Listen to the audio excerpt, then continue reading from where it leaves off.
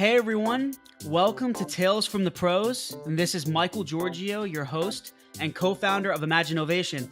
My special guest with me here today is a SaaS pioneer that was recently named InsideSales Sales Development Thought Leader of the Year, serial entrepreneur, and co-founder of Outbound Works, which automates the sales development process for B2B companies. This is Tales from the Pros, where business leaders and influencers share their stories of inspiration, struggles, and successes. And I'm your host, Michael Giorgio.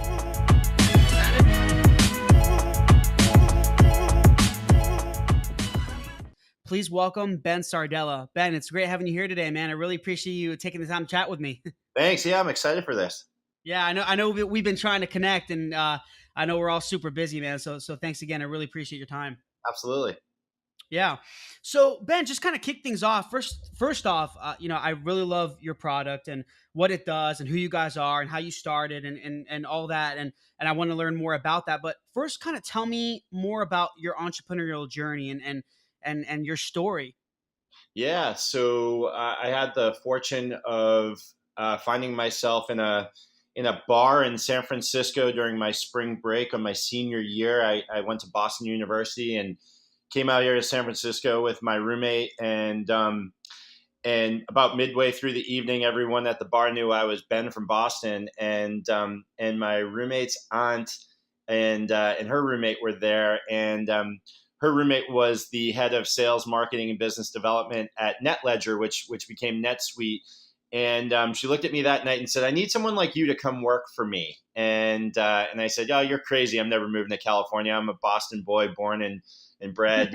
And I said, "I got a job at Fidelity lined up when I graduate." And she said, "How much are they going to pay you?" And then I told her, she said, "I'll double it and give you stock options." And I said, "Well, hey, I'll come out to California for 6 months, see how this works, see what happens." And 6 years later, I had opened up NetSuite's UK and Toronto offices. I had a great run. I had been the all-time leading sales rep there for a number of years, and they went on to have a really successful IPO, and that was the launch of my career. So I got really lucky there, but I realized something pretty quickly, that if you're not sort of very early on and well established in your career, and those two things combined with all the luck needed to be a part of a rocket ship or a unicorn or whatever they call them nowadays, then you're probably not going to have the type of outcome that will be life altering, so to speak, and financially. And so I said, well, you know what? I want to do two things. One, I want to have that happen. And two, I want to make a difference in this space. And so I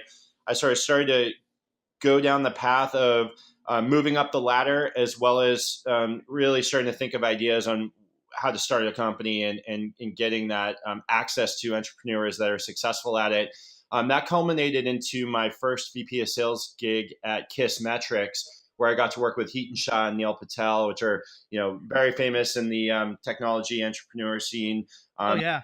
Really got to work with them, next to them for a couple of years, see what they were doing. And while I was there, I met my co-founder from Datanyze, and so we had taken Datanyze and then sort of incubated it within, well, not incubated, but sort of tested it out within my sales team to see if this would work in the real world, and it did. And I ended up eventually peeling off from Kiss and going full time into Datanyze from there. And Datanyze, we really focused on technographics, who was using what technology, really introducing that into the sales stack for technology sales folks. And over time, we had 50, 60,000 sales development reps using the tools we built, and Datanyze was just acquired recently by ZoomInfo. So it was a positive experience. But out of that was when I really found the next challenge, which was going and building Outbound Works, which I'm all in on now.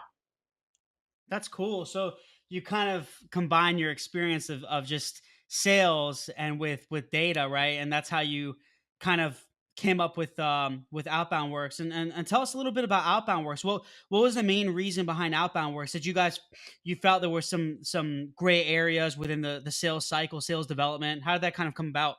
I mean, even more than that, I had sort of an interesting perspective being at Datanyze. We had, again, we had 50, 60,000 folks using the tools we built. And we were just seeing an unbelievable amount of user turnover and migration. And what I mean by that is users would leave and come back, and they would have different aliases, and you can map them to the same social profiles and see there were a lot of the same people that were coming and going. But this was happening at such an amazing pace, and I had just this really good bird's eye view of user data from that perspective. And then at the same time, I had my own sales development team of 10 to 15 reps.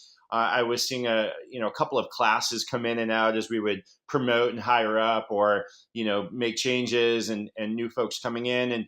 And the first class was phenomenal. They all found great spots in our company out of sales development, whether it was marketing or customer success or sales or leadership.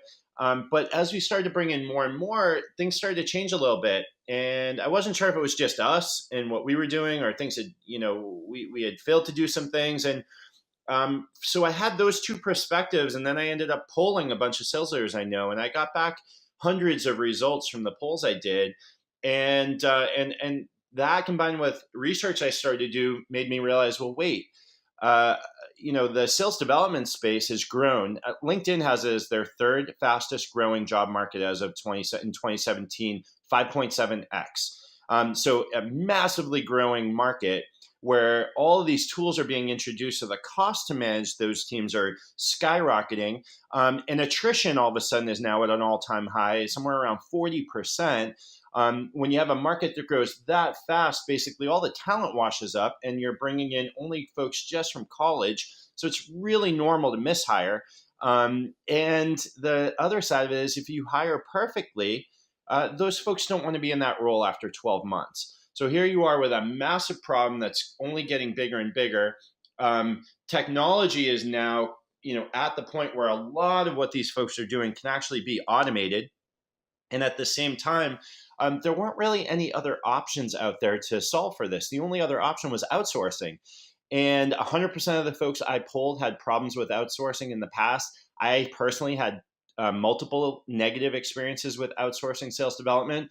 And so that was kind of my aha moment. And I think for every entrepreneur, you need that moment to say, look, is everything coming together here where I can influence some of it, but the market's actually doing most of the influencing, and timing's right. And when all those things come together, and then you can build the right team around that and the right technology, then that's that moment when you say, hey, I got to go for this. And that's what I did with Outbound Works.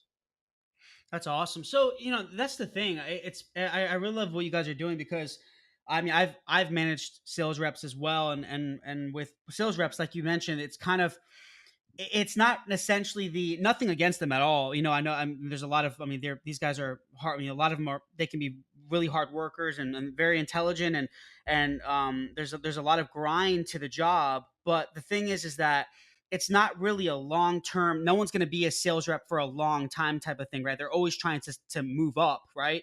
Into like an account executive and all that. Am I kind of heading the right direction here, right? So the thing is with them is that Development, yep. there's going to be essentially a lot of turnover with those kinds of jobs. So you guys are really solving that problem and automating it, and really allowing sales teams to focus on what is most important, right? Is really closing the deal and building those relationships. Yeah, absolutely. And I think the key is, how do you do that, but do it in a high quality way? I think the problem that we've had now in sales development for quite some time is that, one, a lot of great tools have been built and brought into the market now. I mean, you've got your outreach IOs, you've got your sales lofts, you've got all these great data tools that are out there now.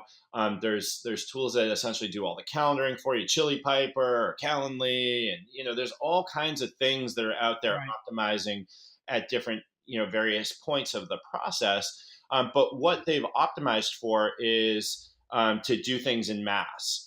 And where we've fallen short is, how do we do things in a high quality way in mass? And that's what we've been able to I won't say master, but that's what we've been focusing on. So we have the ability to essentially personalize at scale. And when you do that, one, we focus really hardcore on the ideal customer profile and the key personas of our customers. So we don't waste time trying to engage folks that aren't going to be the perfect customer for them anyways. And then from there, we only source the right type of data to make sure it's accurate. So we're not wasting a lot of time sending emails that are never going to get delivered in the first place. And then we focus on the messaging side of it and make sure that one, the messaging is cohesive and it's not, too much to read. It's not too little to not get what they're doing, but it fits that middle ground. And then our personalization engine takes over, and we are able to map for every AE that we support.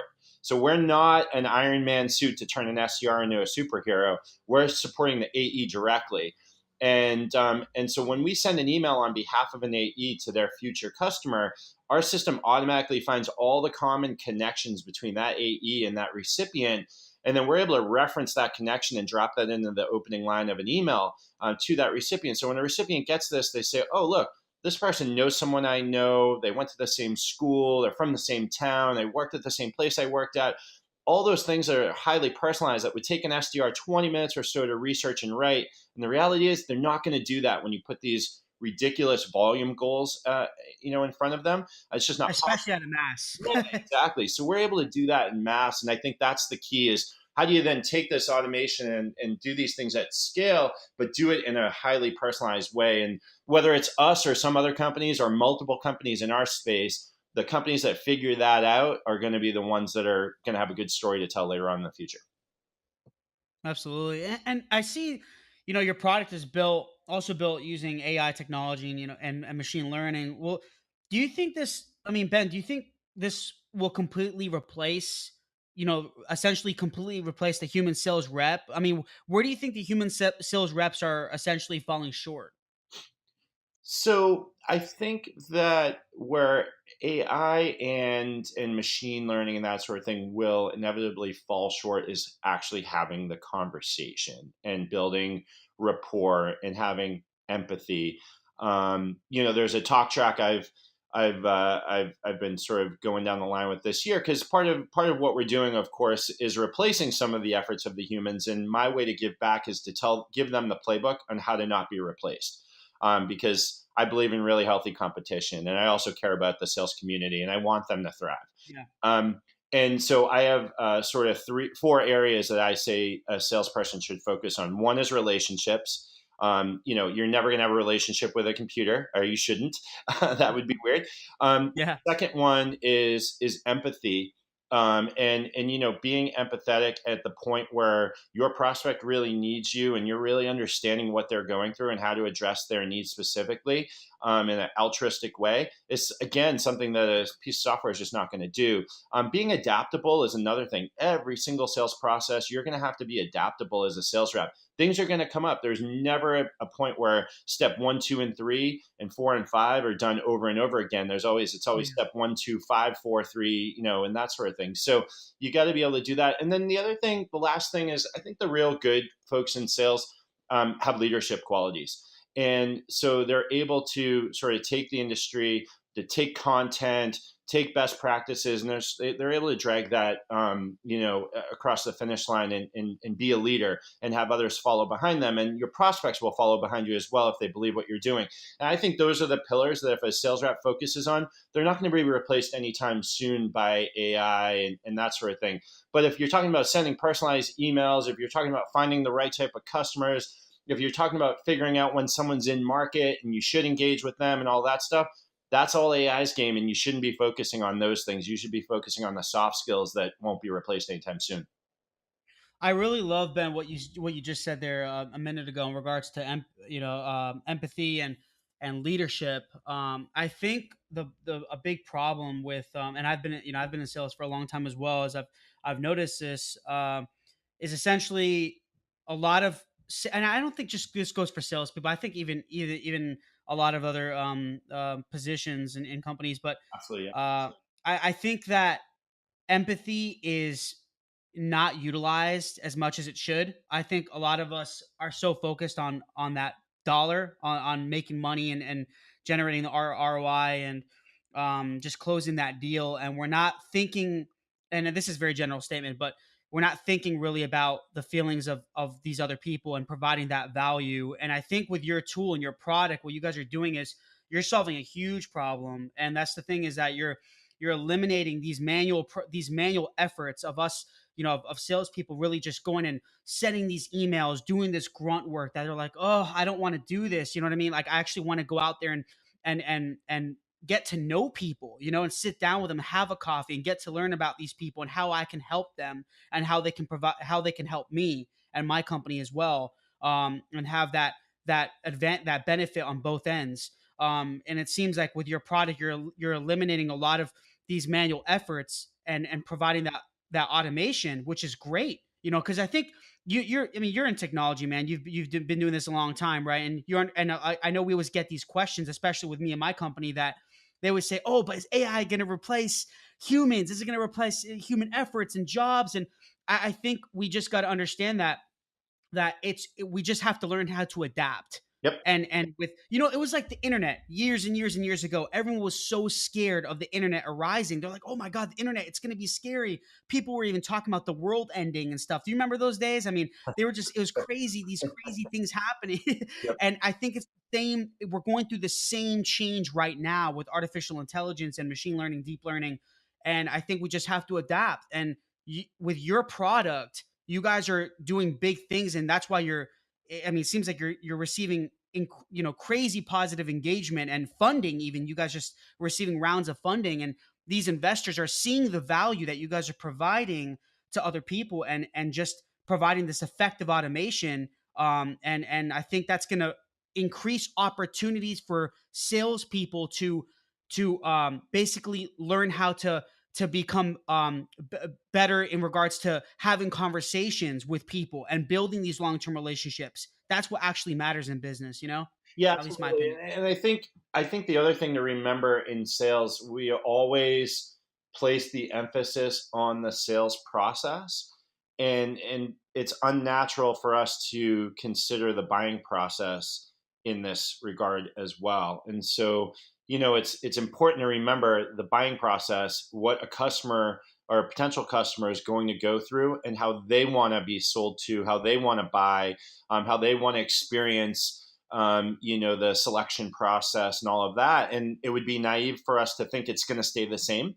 And so, if the buying process changes dramatically, and buyers are open to being sold through automation and AI, and only that, and they don't want to engage anymore with reps, then that's going to significantly change the outcome of the future of salespeople as well. And so it's on us as salespeople to make that experience positive for them, to do it in a way where we put the customer in front of our own goals.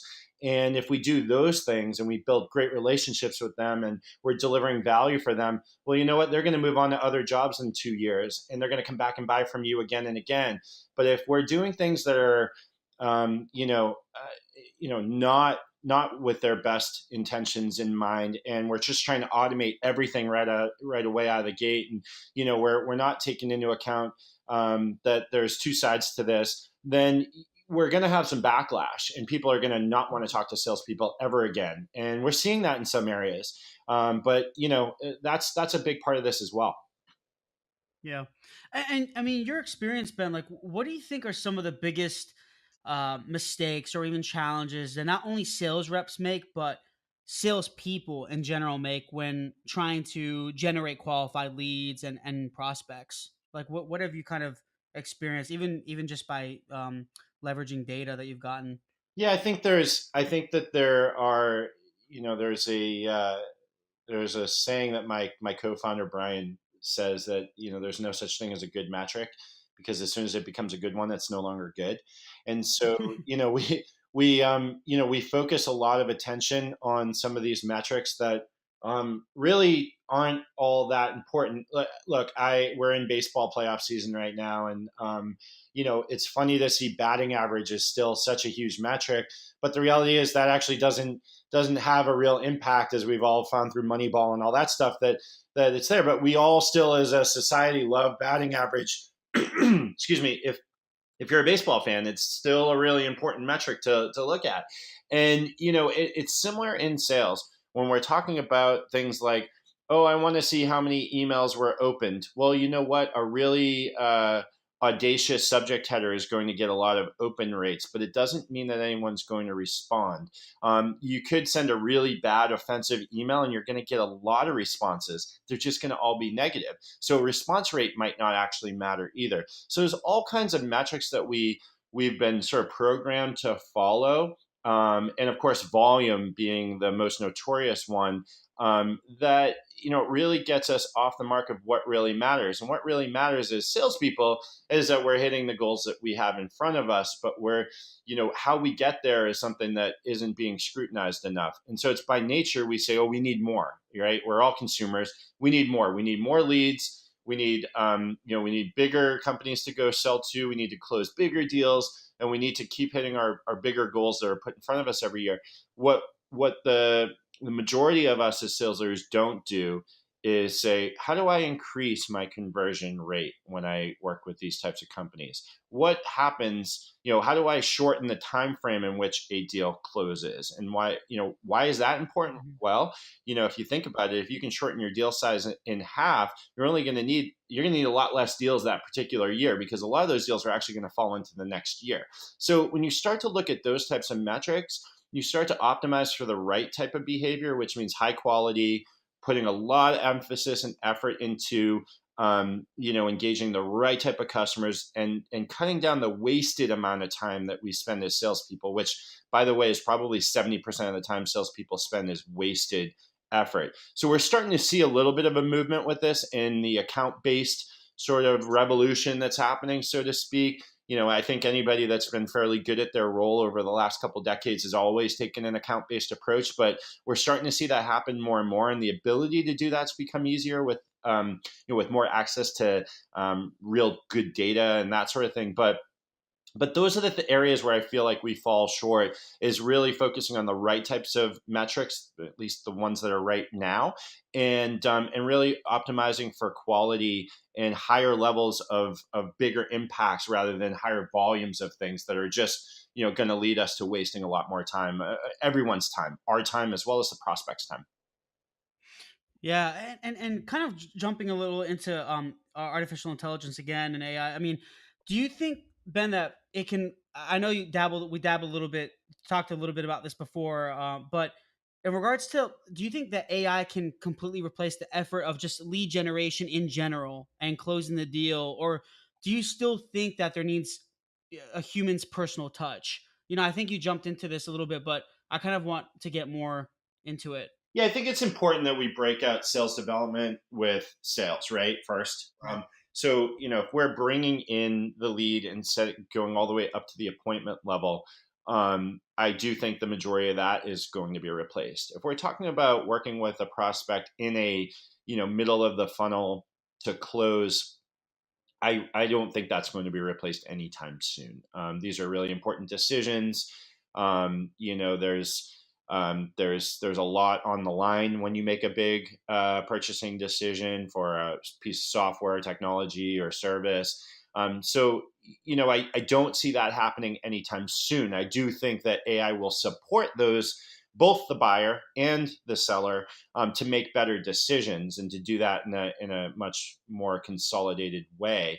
But when it comes to sales development, I do think a lot of that's actually going to be replaced. Now, the reality is most buyers don't even have phones on their desks anymore. So actually Yeah. being able to get someone on the phone and having a conversation at the stage where they're not even sure they want to even talk to you, or they don't know anything about you or anything like that, I would say that the phone is not dead, but and certainly a lot of folks are saying, oh well, phone now is back, and because people get so few calls than they used to. But the reality is, it's really hard to get someone's cell phone number nowadays, and if they don't have a phone on their desk, how are you going to get a hold of them? And so I think it depends on which market you're talking about, which type of buyer. All those will shift.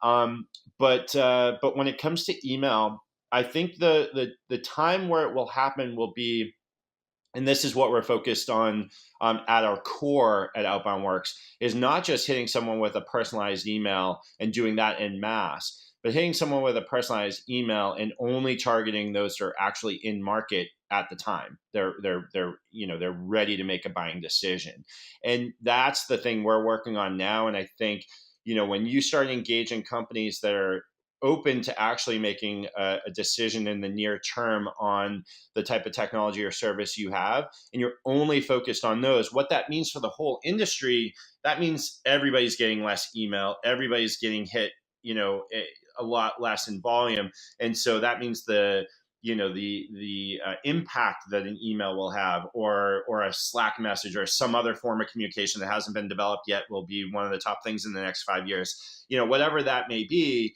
I think those things start to have a more significant impact when the overall volume of things we get becomes less and less, and that's going to require a company to a process and an industry to only target folks when they're actually ready to make a decision on something like this. Yeah, because if you think about it, how many emails do we get that are so untargeted? Yep, you know, you exactly. you receive an email and it's just like I'll have competitors sending me emails asking whether that we want development. I'm like, do you realize that I own a development shop with over 30 programmers? Did you do I get research the same thing before you for contacting me? I get It's the same thing for sales development all the time. I'm like, are you kidding me? You want me to use your sales development when we do what we do? And the fact that you're sending me this email already tells me your program sucks. Oh, it's crazy, man. No, it's just yeah. I think with more targeted, personalized approach, I think it's going to really help. I think just business in general. To be honest, I really think it's gonna eliminate a lot of time wasting and money and resources and things that we're just spending so much money on. You know what I mean? As you as an owner of a company, you're hiring people, and it's gonna just eliminate so much of your time, right? And just yeah, I think it's gonna do wonders, man. So I think what you guys are doing is amazing, and I wish you guys nothing but the best. I think it's gonna do great things in the market. So, jumping a little bit here, Ben, I know for the research I've done on you, you're a serial entrepreneur. You've owned successful companies and sold them and been in business for quite some time. What have been some of your toughest struggles you faced during your journey to now? And how did you essentially overcome them? Because we know that being an owner, being an entrepreneur is not easy. Everyone wants to be an entrepreneur. Everyone wants to, it's the thing nowadays, right? You live in you're in a techie area in California, right? So you understand this what I'm talking about here. Everyone wants to be somebody big. Everyone wants to own something and cash out and all this mumbo jumbo that you hear about, but some of them aren't willing to put in the work and grind it out and go through these struggles and obstacles. Yep. Did you guys face some, or you and your team face some really tough challenges over the years? Oh, of course. I mean, there's always challenges you're going to face. There's probably too many to even scratch the surface on the things that are going to happen. And based on your company and what you do, it can be anything from an internal challenge to challenges with customers to challenges with third parties that you may rely on that aren't going to be friendly with you, and you're going to face issues with that. But you know what, I will break it all the way down to something very basic that I don't hear a lot of entrepreneurs really talk about, and one that's was kind of important for me. So I grew up, we didn't have a ton of money growing up. I paid my own way through college. When I got out of college, I had a ton of debt. I then jumped right into a tech career where I was making really good money, but didn't make the conscious decision to pay off all my debt as quickly as possible. I like to have fun and experiences and travel and all that stuff. And once I got to that point where I was like, yeah, I want to really be an entrepreneur now, and now's my time to like go start something. And what I was finding was that my personal decisions to not pay off all my debt, not personally put myself in a position where I reduced as much potential distractions and stress and that sort of thing out of my life, so that I could focus solely on my business and make the right decisions for my career and for my business and for equity purposes and kind of all those things.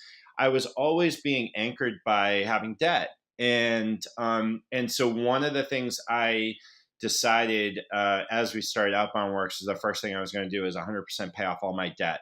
So that way I would never worry about, hey, if I get to take a little bit less money because the company actually, needs more money and we need to invest in certain things. And so I can take a cut, or, that sort of thing.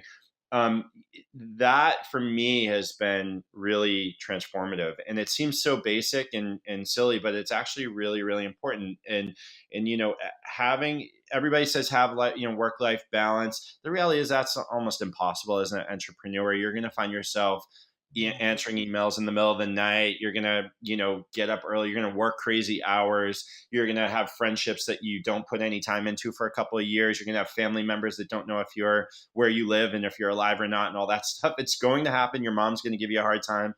Um, you know, but like if so all those things are just going to happen. You can do your best at managing those things. The reality is the business is going to, if you're doing well, it's going to take you in lots of different directions. And if you're not doing well, you're going to be stressed out a lot, and you're going to be putting a lot of work and effort into it regardless. So my thing would be reduce any areas of stress or barriers or anything like that. So something like a debt or anything, that you can imagine, whether it's your living situation, whether it's your whatever it may be. Remove as many of those as possible before you launch a company, because your company will become all consuming. And if you have these other things that are almost immovable, they're going to cause really big, they're going to seem a lot bigger than they actually are once you're really in the heat of it. Yeah, no, absolutely. I think I mean, I think you you were pretty direct in your answer. I mean, it's hard to have that work life balance. I mean, I think it's important, but as you're building a company, man, I mean, it's like, think about it this way, right? You talk to these Olympic athletes, and they make so many sacrifices to get to where they are, right? And when you're trying to leave a legacy and you're trying to do something huge in your life, you're gonna have to make sacrifices. I'm not saying that never spend time with your family and friends. Of course, you need to. I mean, family is the most important thing, but at the same time, it's very important to be realistic and set the right expectations mentally, and understand that it's going to be tough, and there's going to be a lot of things that you're going to have to do for quite some time to reach that level that you want to reach, and achieve your goals, and leave the legacies that you want to leave, and I think that's just what it takes. I think you hit the spot, man. But Yep. so, just to kind of close things out, then, I always ask the three hows, and I always ask, how do you define failure? How do you define entrepreneurship, and how do you define success? So, all interviewees have some have similar answers, but a lot have had very, very different answers. So, I'm kind of curious to see what you would say here for failure, entrepreneurship, and success. Yeah, I think a lot of people focus on failure as like not achieving their goals. And we're all easily subject to that when, we put these crazy goals in front of us. And as entrepreneurs, we're all probably putting really lofty goals in front of us with the expectation that, hey, even if we fall short, we've still done something pretty amazing. I would carve out the aspect that if you fail from hitting your goals, but you learned something, and that something you learned is something that can be used in the future, you've actually gained something significant, really, really valuable. And probably, as we mature in our careers, those problems or those failures become more and more expensive problems to have, or bigger problems to have, or more strategic problems to have. So, learning those things early on, it's good to fail, like they say all the time. Fail early, fail often, but you got to learn from it. And if you fail to learn from it, then that's really where the failure is. And so that's what I would identify as failure. If you get tricked at the same thing twice, or you keep going down the same path and didn't learn from that the first time, then that's on you. So that's what I would consider failure. Your second one was, how do I define success, or what? Entrepreneurship and then success. Entrepreneurship. Okay. And success. So entrepreneurship, um, I define as being able to find a problem, come up with a solution for that problem, and doing it on your own terms. And, I think that's what we do as entrepreneurs. I don't think you need to be successful to be an entrepreneur. I don't think if you fail at 5, 6 companies, you're not an entrepreneur anymore. I think it's having the will to, find a problem, build a solution around that, and then, again, do it on your own terms, whether it's you decide you want to go raise a ton of money and try to build as big of a company as you can, or whether you want to keep a bootstrapped, profitable company and sort of run it really small and lean. I think that's where it's at its essence. And success to me, I'll keep it business wise. I mean, we all have personal successes, and that's for someone else to decide what theirs is on a personal front. I would say that I've had challenges sort of keeping those separate. So, I've got to be successful business wise to be successful personally. And I'm starting to be mature enough to actually separate those and keep those in their own worlds.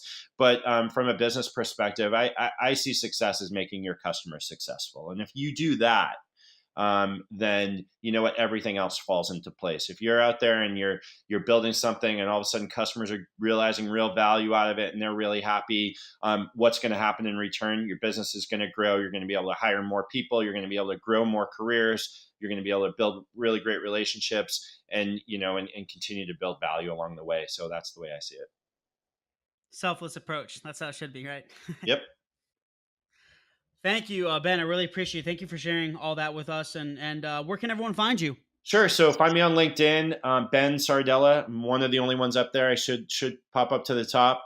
On Twitter, at Ben Sardella. And you can go check out our website, outboundworks.com. Perfect, man. Thank you very much, Ben, for sharing your story with us. I'm very thankful. And I know you're a super busy guy, man. So really, really, really appreciate your time. No problem. It was fun. Thank you. Cool. Thanks again, everyone, for listening. And this is your host, Michael Giorgio, on Tales from the Pros. And until next time. Please subscribe to our YouTube page and also follow our social media. There are links somewhere around here. But we really appreciate it, guys. Thanks for all the support. And I'm going to be giving you awesome content continuously. And we look forward to seeing you soon.